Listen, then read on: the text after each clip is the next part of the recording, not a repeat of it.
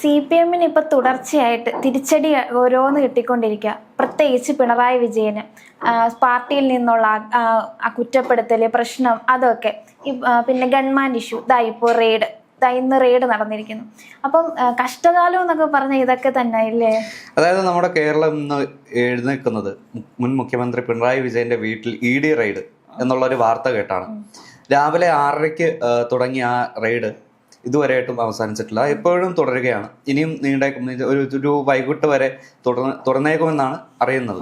CMRL കമ്പനിയുടെ മാസപ്പടി വിഷയവുമായിട്ട് ബന്ധപ്പെട്ടാണ് ED പിണറായി വിജയന്റെ വസതികളിൽ, അതായത് 12 ഇടങ്ങളിലാണ് ഒരുമിച്ച് റെയ്ഡ് നടത്തുന്നത്. ഇക്കൂട്ടത്തിൽ മുൻ മന്ത്രി റിയാസിന്റെ വീട്ടിലും കോഴിക്കോടുള്ള വീട്ടിലും റെയ്ഡ് നടക്കുന്നുണ്ട്.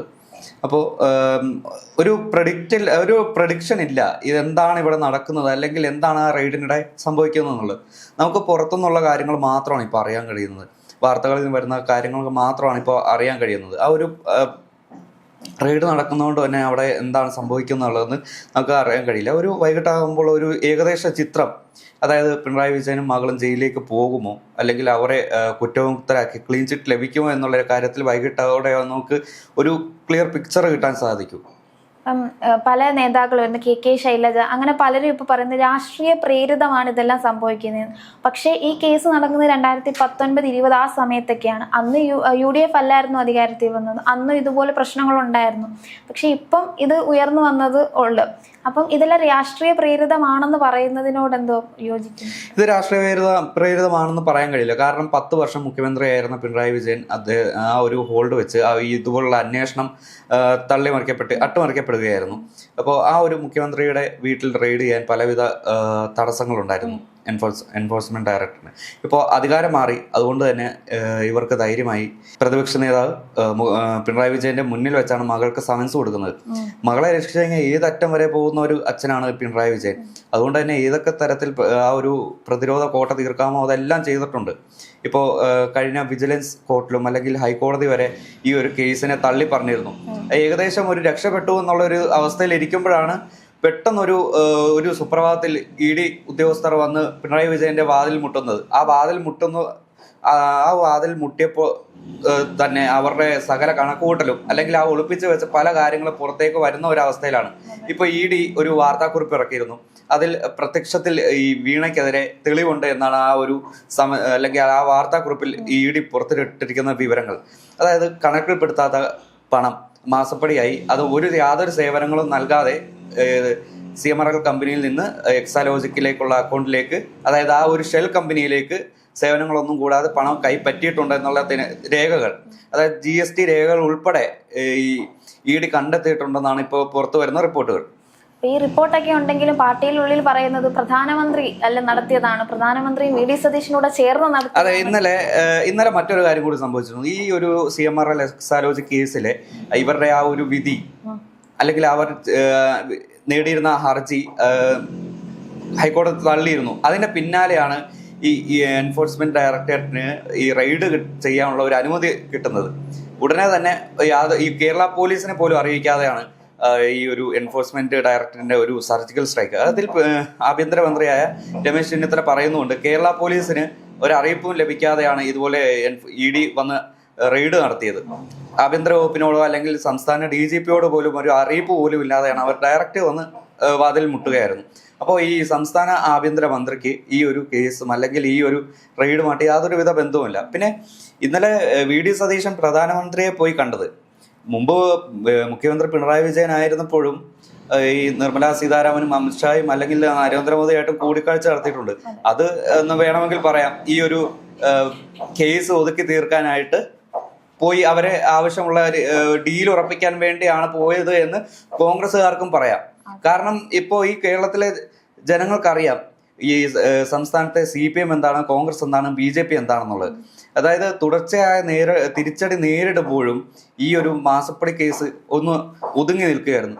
ഈ അധികാരത്തിൽ നിന്ന് താഴെ ഇറങ്ങിയപ്പോഴാണ് ആ ഒരു കേസ് പിന്നെയും പുറത്തേക്ക് പൊന്തി വരുന്നത്.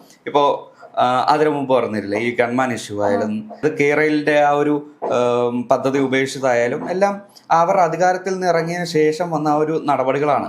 അപ്പോൾ അതിന്റെ ഭാഗമായിട്ടാണ് ഇവർ ചെയ്ത ആ ഒരു അഴിമതിയെല്ലാം പുറത്തേക്ക് തല പൊക്കുന്നത്. അപ്പം ഇപ്പം പാർട്ടിക്കാർ പറയുന്നുണ്ടല്ലോ ഇത് രാഷ്ട്രീയ പ്രേരിതമാണ്, പ്രധാനമന്ത്രിയാണെന്നൊക്കെ പല വിഷയങ്ങൾ വരുന്നു. പക്ഷെ അതിൻ്റെ കൂടെ ഇന്ന് 2 മണിക്ക് പന്തം കൊളുത്തി പ്രതിഷേധം നടത്തുമെന്നൊക്കെ പറയുന്നതുകൊണ്ട് 2:30 EDയുടെ ഹെഡ് ഓഫീസ് ഡൽഹിയിലെ ഹെഡ് ഓഫീസിലേക്ക് MA ബേബിയുടെ നേതൃത്വത്തിൽ പ്രകടനം നടത്തും, പ്രതിഷേധ മാർച്ച് നടത്തും. കൂടാതെ ഇന്ന് വൈകിട്ട് മുതൽ കേരളത്തെ ഒട്ടാകെ പന്തം കൊളുത്തി പ്രകടനം നടത്തുമെന്നാണ് CPM സംസ്ഥാന സെക്രട്ടറി MV ഗോവിന്ദൻ അറിയിച്ചിരിക്കുന്നത്. കേരള വ്യാപകമായ ഒരു ക്രമസമാധാനം തകർക്കുന്ന രീതിയിലുള്ള ഒരു പ്രതിഷേധങ്ങൾക്കായിരിക്കും കേരളം ഇനിയുള്ള ദിവസങ്ങൾ സാക്ഷ്യം വഹിക്കാൻ പോകുന്നത്. ഒരു തെറ്റും ചെയ്തിട്ടില്ലെങ്കിൽ പിന്നെ എന്തിനാ ഇത്രയും പേടിച്ച് പ്രതിഷേധവും മറ്റു കാര്യങ്ങളും ഒക്കെ? അതായത് മുഖ്യമന്ത്രി മുമ്പ് പറഞ്ഞ ഒരു വാക്കുണ്ട്, മടിയിൽ കനമില്ലാത്തവനെ ഭയക്കണ്ടെന്ന്. പക്ഷെ ആ ഒരു ഭയം എപ്പോഴും അദ്ദേഹത്തിന്റെ ഉള്ളിലുണ്ടായിരുന്നു, പുറത്തേക്ക് കാണിക്കാത്തതാണ്. എന്തെങ്കിലും ഒരു സഡൻ ആക്ഷൻ എടുത്താൽ ഉറപ്പായും ഇതുപോലൊരു കോളറിൽ വീഴുമെന്നുള്ളത് അദ്ദേഹത്തിന് അറിയാം. അതുകൊണ്ട് ഒരു മയത്തിൽ പോയിക്കൊണ്ടിരുന്ന ഒരു പിണറായി വിജയൻ അദ്ദേഹം അധികാരത്തിൽ ഇറങ്ങിയപ്പോൾ അവർക്ക് സൗകര്യമായി, അവർക്ക് എളുപ്പമായി ഇനി പ്രതിപക്ഷ നേതാവിനെ കൊടുക്കാൻ, അല്ലെങ്കിൽ അധികാരമില്ലാത്ത പിണറായി വിജയനെ ജയിലിലേക്ക് അയക്കാൻ ഇപ്പോൾ ഇനിയൊരു കേന്ദ്രത്തിന് അല്ലെങ്കിൽ ഈ EDക്ക് യാതൊരുവിധ ബുദ്ധിമുട്ടുമില്ല. ഇപ്പൊ ചേട്ടൻ മുമ്പേ പറഞ്ഞല്ലോ ED ഒരു ഇതിട്ടിട്ടുണ്ടായിരുന്നു, പത്രക്കുറിപ്പ്, വീണ തെറ്റ് ചെയ്തിട്ടുണ്ടെന്നൊരു തെളിവുണ്ടെന്ന്. അപ്പം ഇവര് ജയിലിലേക്ക് പോകുന്നൊരു 99% ഒരു ഉറപ്പായ സ്ഥിതിയാണ്. 99% എന്ന് പറയാൻ കഴിയില്ല, അതിനും നിയമത്തിന്റെ നൂലാമാലകളുണ്ട്. അപ്പോൾ ഏതൊരു കേസിലും അപ്പീലുമായിട്ട് മുന്നോട്ട് പോകാം. അപ്പോൾ ഈ ഒരു അറസ്റ്റ് വൈകിപ്പിക്കാനോ അല്ലെങ്കിൽ അവർക്ക് അവരുടേതായിട്ടുള്ള ഒരു ന്യായം ബോധിപ്പിക്കാനോ ഒരു സമയം കിട്ടും.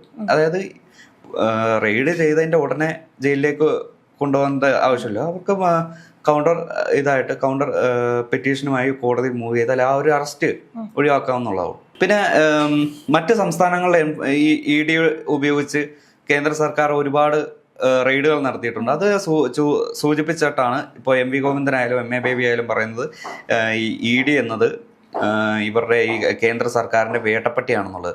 അതായത് അവരെ എതിർക്കുന്ന രാഷ്ട്രീയ പാർട്ടി അല്ലെങ്കിൽ രാഷ്ട്രീയ നേതാക്കളെ ഈ അന്വേഷണ ഏജൻസി മുഖേന തകർക്കാനുള്ള ഒരു ടൂളായിട്ടാണ് ഇതുപോലെ ഒരു ഇൻവെസ്റ്റിഗേഷൻ ഏജൻസികളെ ഉപയോഗിക്കുന്നത്. ഇപ്പോൾ നമ്മുടെ ഈ മദ്യനയ കേസിൽ അരവിന്ദ് കെജ്രിവാൾ ഡൽഹിയിൽ പോയല്ലോ, അത് ചിലപ്പോൾ അദ്ദേഹത്തിന്റെ ആ ഒരു വിധിയായിരിക്കും പിണറായി വിജയൻ ഇനി വരും നാളുകളിൽ വരാൻ പോകുന്നത്. പക്ഷേ ഏറ്റവും കൂടുതൽ ബാധിക്കപ്പെടാൻ പോകുന്നത് നമ്മുടെ കേരളത്തിലെ ജനങ്ങൾ തന്നെയാണ്. ഇപ്പോൾ ഈ CPM മാത്രം ബാധിക്കുന്ന, അല്ലെങ്കിൽ മുഖ്യമന്ത്രി പിണറായി വിജയനെ മാത്രം ബാധിക്കാൻ പോകുന്ന പ്രശ്നത്തിന് കേരളത്തിലെ ജനങ്ങൾ ഒട്ടാകെ അല്ലെങ്കിൽ മുഴുവൻ ജനങ്ങളും ഇവരുടെ ആ ഒരു പ്രകടനത്തിന് അല്ലെങ്കിൽ പ്രതിഷേധത്തിന് സാക്ഷ്യം വഹിക്കേണ്ടി വരും. പലവിധ ബുദ്ധിമുട്ടുകളും നമ്മുടെ കേരളത്തിൽ ഇനിയൊരു സമര പരമ്പരകൾ തന്നെ തുടർച്ചയായ ദിവസങ്ങളിൽ നമുക്ക് കാണാൻ കഴിയും. അപ്പം ഇതിനെതിരെ പരിഹാസമായിട്ട് PC ജോർജ് പിണറായി വിജയന് ആശംസ നേർന്നു. പിന്നെ നമ്മുടെ രാഹുൽ മാങ്കൂട്ടം, എനിക്ക് തോന്നുന്നു പിണറായി വിജയൻ ഏറ്റവും കൂടുതൽ ദ്രോഹിച്ചിട്ടുള്ള ഒരു വ്യക്തിയാണെന്ന് തോന്നുന്നു രാഹുൽ മാങ്കൂട്ടം. അദ്ദേഹം കപ്പുമായിട്ടൊക്കെ ഇരിക്കുന്ന ഒരു ഇത്. അപ്പം ശരിക്കും അവർക്കൊക്കെ ഒരു സന്തോഷം കിട്ടിയ സമയമാണെന്ന് തോന്നുന്നു. അവർക്ക് അവരുടെ രാഷ്ട്രീയ എതിരാളിയെ അടിക്കാൻ ഒരു ഉപകരണം, അതാണ് ഈ ED റെയ്ഡ്.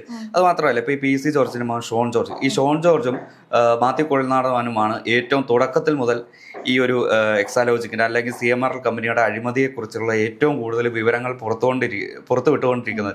എല്ലാ വാർത്താ സമ്മേളനങ്ങളും ഇതുമായിട്ട് ബന്ധപ്പെട്ട എല്ലാ വാർത്താ സമ്മേളനങ്ങളിലും പുതിയ വെളിപ്പെടുത്തലുകളുമായിട്ടാണ് ഇവർ രണ്ടുപേരും രംഗത്തെത്തിയിരിക്കുന്നത്. ഈ രംഗത്തെത്തിയിരിക്കുന്ന ആ സമയത്തെല്ലാം ഈ പിണറായി വിജയനും അല്ലെങ്കിൽ ഇദ്ദേഹത്തിന്റെ മകളും ഏറ്റവും കൂടുതൽ പ്രതിരോധത്തിലാഴ്ത്തിയിട്ടുണ്ട്. പക്ഷെ ആ ഒരു മുഖ്യമന്ത്രി എന്നുള്ള ഒരു പവർ വെച്ച് ആ ഒരു കേസിനെ പരമാവധി മകളെ ബാധിക്കാതിരിക്കാനുള്ള രീതിയിലുള്ള ചെയ്യേണ്ട എല്ലാ കാര്യങ്ങളും അദ്ദേഹം ചെയ്തിട്ടുമുണ്ട്. പക്ഷേ ഇദ്ദേഹത്തിന് ഇപ്പോൾ ഒരു അധികാരമില്ലാത്ത അവസ്ഥയാണ്, നിസ്സഹായനാണ്.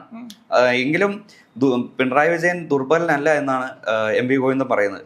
എങ്കിലും അവർക്കും തന്നെ സംശയമുണ്ട്, ഒരുപക്ഷെ മുൻ മുഖ്യമന്ത്രി ഇനി ജയിലിലേക്കാണോ അല്ലെങ്കിൽ ആ ഒരു സ്ഥാനത്ത് നിന്ന് ഭ്രഷ്ട് കൽപ്പിച്ചപ്പെടുമോ എന്നുള്ള രീതിയിലുള്ള സംശയത്തിലാണ് CPMലെ മുതിർന്ന നേതാക്കൾ വരെ ഉറ്റുനോക്കുന്നത്. അപ്പോൾ ഇത് കേസ് തെളിഞ്ഞു കഴിഞ്ഞാൽ പ്രതിപക്ഷ സ്ഥാനവും MLA സ്ഥാനവും ഒക്കെ പോകാൻ സാധ്യതയുണ്ട്. തീർച്ചയായും അങ്ങ് അയോഗ്യനാവും. ഇതുപോലൊരു സീരിയസ് കേസിൽ പ്രതിയായെങ്കിൽ അല്ലെങ്കിൽ കൂട്ടുപ്രതിയായെങ്കിൽ ആ ഒരു MLA സ്ഥാനം അതിൽ അനർഹനാവും.